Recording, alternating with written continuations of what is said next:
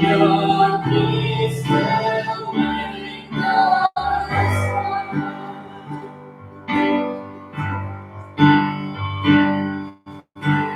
beauty of the lilies, you were born across the sea. With glory in the words of Madison, to stand today, our city's mother rises free. Your peace will make us one.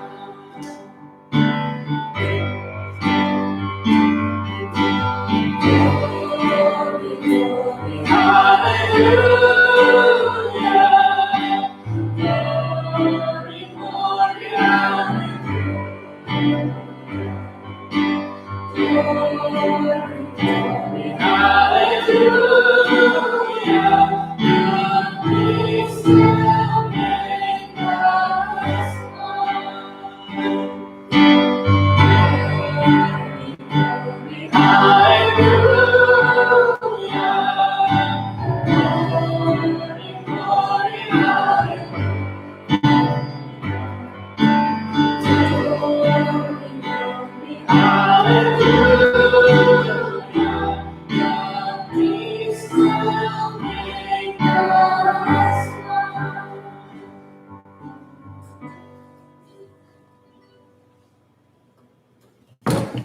And now we're going to hear a scripture that's going to lead us into a sermon tonight.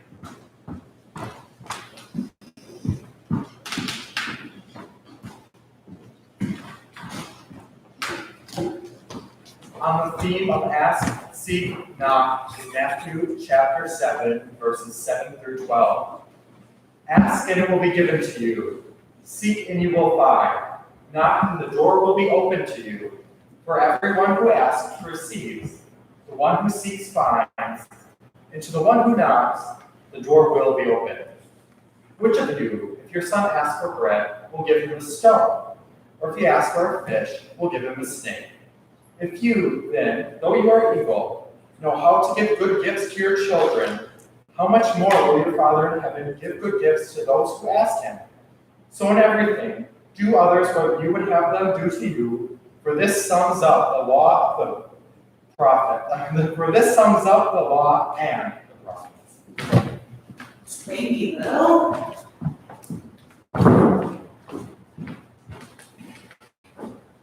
So we are, these first few weeks of school, going through really that belong, explore, become, and spending time on each of those, really helping to paint a picture of what the crossing is, who we are, but how you can live those things out in your life. And so tonight we are looking at what it means to explore our faith in all sorts of different ways. And one of the ways I do that, I am a podcast nerd. I love all sorts of different podcasts. A lot of times I'll listen to ones for fun. Is this a little too loud or good? It's okay? Okay. I also am loud to begin with, you know. So I love different podcasts. I'm all about the true crime podcasts, but I have to listen and then put them away and listen to something else because my dreams start to get really funky. My husband Dan, I'll tell him, I had a dream last night that 2 people got killed in front of me. And he's like, you should stop listening to this podcast now. But they're really fun. But in between those, I listen to all sorts of other ones, including this one that my sister-in-law clued me in on recently called Metaphysical Milkshake. And I've got a picture. It's really fun. So you'll probably recognize Rainn Wilson, they're both in Plaid, I was going to say Ryan Plaid. From The Office, Rainn Wilson is Dwight on The Office. And then the guy on the left, his name is Reza Aslan. You may not be as familiar with him. He wrote a book, a really famous book, I can't remember the title now, but he's Muslim. Rainn is Baha'i, which is a faith that is really cool. I didn't prepare a thing to tell you all about it tonight, but so we've got a Muslim, someone who's a Baha'i faith, And this podcast is all about talking about different religion and faith topics. And the one that I listened to first that got me hooked, they interviewed Mayim Bialik, I butchered that, who you all probably know from Big Bang Theory. She's hosting Jeopardy now. She's also a very devout Jewish person and has Jewish faith and heritage and culture. So I want to start tonight. The whole episode is as talking about the question: is religion still relevant? Which I think is a very important question that a lot of people are asking, that we should be asking ourselves in this space and with each other. So I want to play a short clip, and this is Maya sharing just a little bit. I really love the way that she talks about the relevance of religion for herself. So let's go ahead and listen.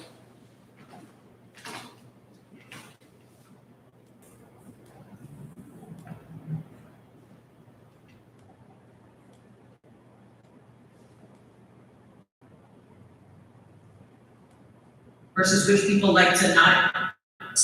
The easy stuff, all of that is lovely. That you pray after you go to the bathroom. I also pray after I go to the bathroom. It's more like thank you, Jesus, than anything else. Phew, thank you. Wait, you're Muslim. You can't pray to Jesus. Just that one. Just after the toilet. I gotta say, for the record, Jesus might be feeling a little left out here. We've got a Baha'i, Muslim, and a Jew. First of all, Jesus gets plenty of attention. He gets a lot of coverage. Jesus was a Jew. I think here's the thing: is that the larger question is why is religion still relevant to the world? I mean, there's something really beautiful about the way that you're talking about Judaism, particularly in the way that it connects you to this, tradition that's thousands of years old, this people triumphs and the tragedies and everything that's involved in that. But when you're looking at society, I mean, does religion, at least nowadays, does it do more good in the world, or is it more destructive in the world? It's a conversation that I don't necessarily feel the most equipped to say, religion does more good than harm. I feel like you really could. You could kind of go both ways with it. Historically, again, my problem is not necessarily with religion, it's with people. And in particular, religion has, it's an understatement to say that in the name of God, millions and millions of people have died. I think for me, the structure of my world means that there's tremendous relevance to showing up. There's tremendous relevance to not throwing out the baby with the bathwater. And there's tremendous relevance to intellectually battling with yourself and the world around you. And I want to understand things on a very deep level. Meaning, I'm not saying I'm a deep, exceptional person. I'm saying that for me, I want to take everything apart.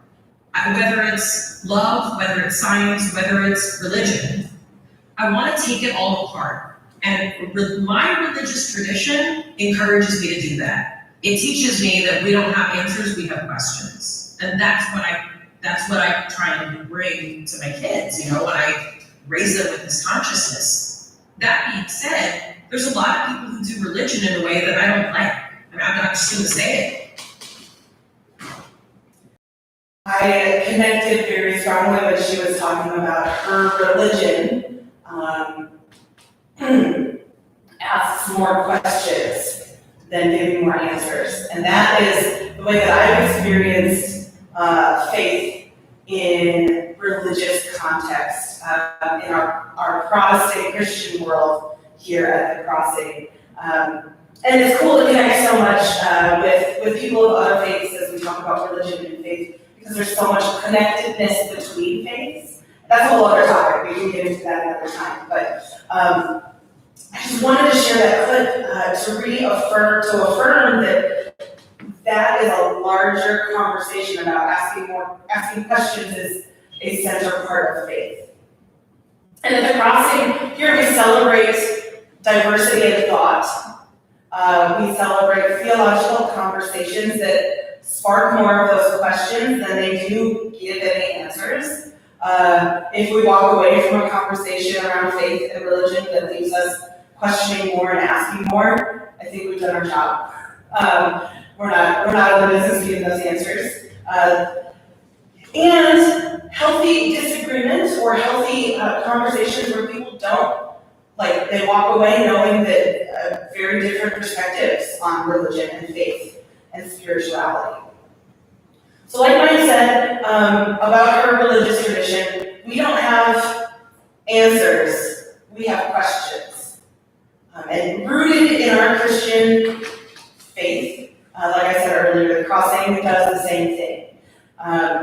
And a lot of times, Christian organizations that are more progressive, those of us who do more engaging in the gray area of life, a lot of times our counterparts who are a lot more like, these are all the answers, X, Y, Z, they think we're a little bit wishy-washy, and I would counter that to say, actually, no, engaging in our questions and thinking theologically, and each of us thinking critically about faith means that we're going far deeper in our faith.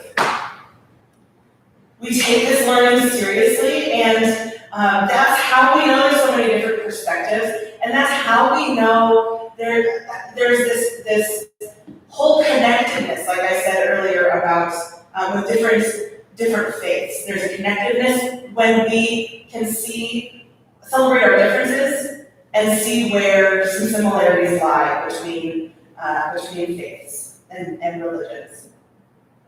Now, at the crossing, we don't put this on posters or anything because in our current context with young adults, all of you, belonging to a certain denomination is not as common anymore. That's totally okay. Some of you do come from a Protestant denomination. Some of you come from a Catholic background. Some of you come from no background. But the crossing exists from 3 Protestant denominations: the United Methodist Church, the United Church of Christ, and the American Baptist Church. So we are foundational in those 3 denominations, which is awesome because then it also gives us the freedom to meld a little bit together.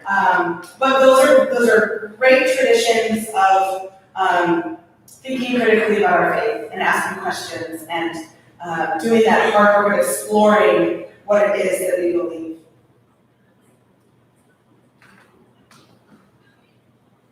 So as we look into this scripture in Matthew tonight, actually it's scripture in general. Throughout our entirety of human history, we've tried to learn about God, how God works, understanding the questions that begin with why.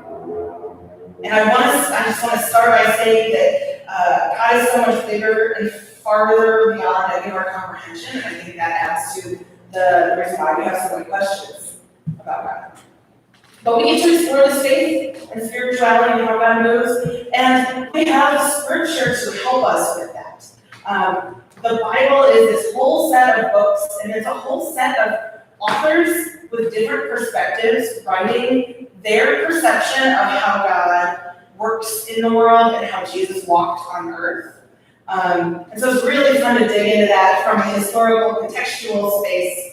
And that's part of what we do in Bible study. We're not going to go super heavy on a Wednesday night because all of you are sitting here saying you've had so many classes and quizzes already today. So that's what Thursday Bible study is for. But the one scripture that we can take tonight, so asking, seeking, and knocking, this idea from Matthew.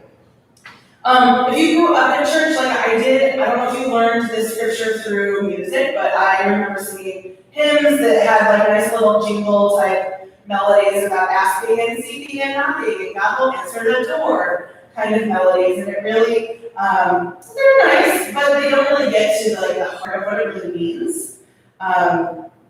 This scripture is calling us to ask the questions, seek out faith and ideas about faith, and to explore those ideas.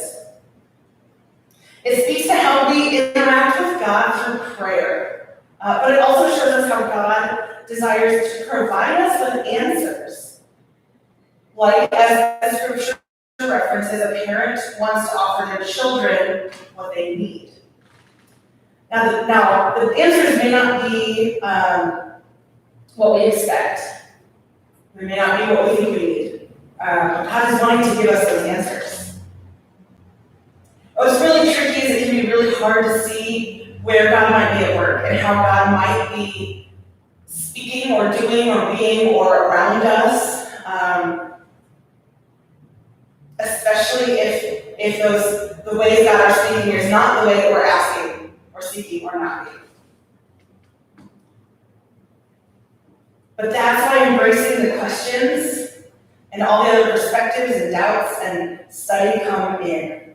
We get to explore all of this together here at Crossing, and you get to explore your faith and form your own insights and beliefs and little gems of wisdom along the way. And we want to support you, those of us at the Crossing, those of us on staff, and other students want to support you in your exploration of faith. How God is at work in your life, in the world. And at the end of the day, we want to encourage you to use that faith to share God's love to everybody and everything and the earth. God needs us to help do this work of spreading God's love. And what's really cool, y'all, is that you're in college. You're in this prime time of life where you're in like 4 years or 5 or 6 or grad school, PhD, whatever your path is in school. You're in this time of like rapid transition and change and making decisions, and your brains are still forming, and then you're also like away from home and away from people that have maybe told you certain things you need to believe or do. So this is a natural time to explore what you believe, what you don't believe, what you want to dig into more. It's your time to experience the world and your opinions on things, how you want to seek out justice in our world.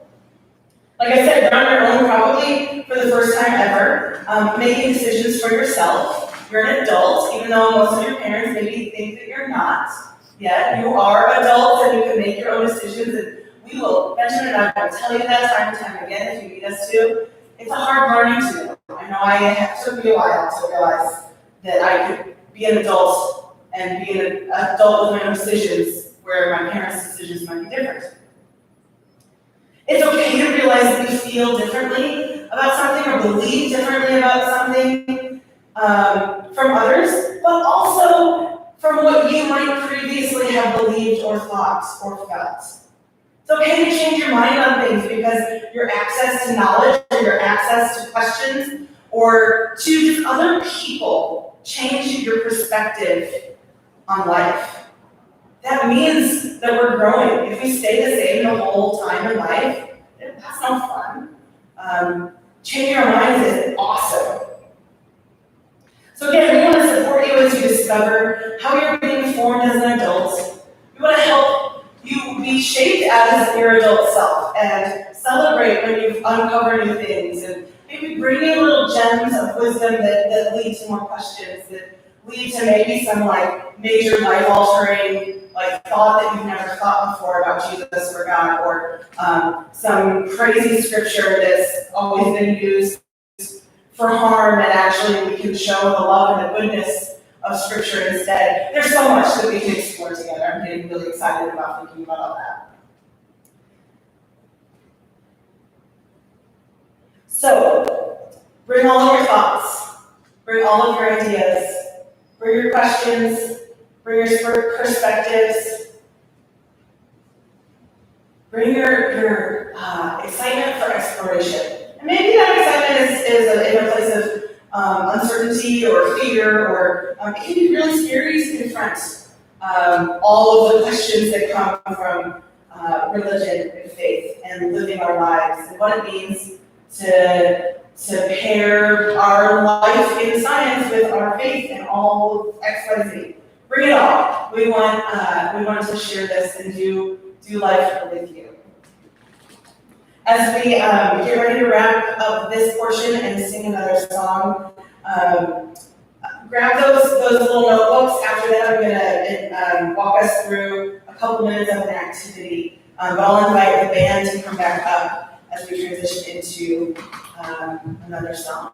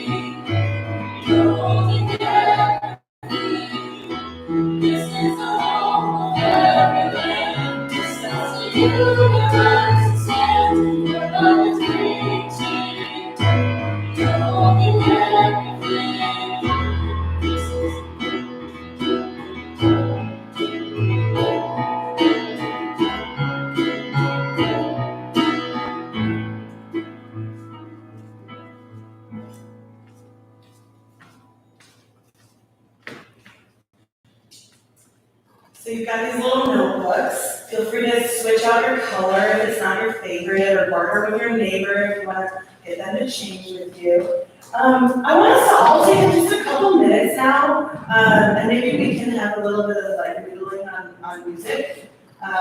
Just have some fun with that.